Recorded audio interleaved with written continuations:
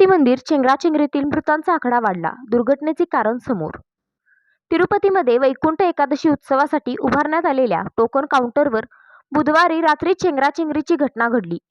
तमिळनाडूमधील सालेम येथील एका महिलेसह 4 भाविकांना यामध्ये जीव गमवावा लागला असून अनेक जण जखमी झाले होते. जखमींवर रुग्णालयात उपचार सुरू होते. दरम्यान गंभीर जखमीमधील दोघांचा मृत्यू झाला असून आता मृतांचा आकडा 6 झाला आहे. ही घटना अनेक टोकन वाटप केंद्रावर घडली, जिथे 10 ते 19 जानेवारी दरम्यान होणाऱ्या भगवान व्यंकटेश्वराच्या वैकुंठ द्वारम दर्शनासाठी हजारो भाविकांनी आपल्याला प्रवेश मिळावा यासाठी टोकन घेण्यासाठी गर्दी केली होती.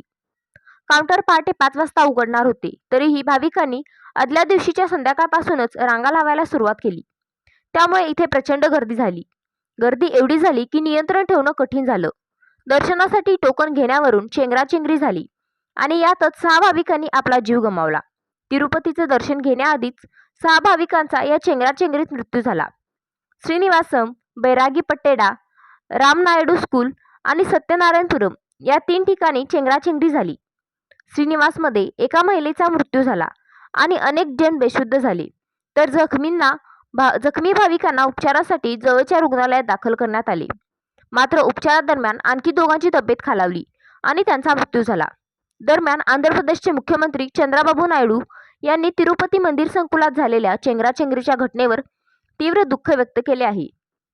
आंध्र प्रदेशच्या मुख्यमंत्री कार्यालयाने सांगितले की मुख्यमंत्र्यांनी या घटनेत जखमी झालेल्यांना देण्यात येणाऱ्या उपचारांबद्दल अधिकाऱ्यांशी फोनवरून चर्चा केली आहे.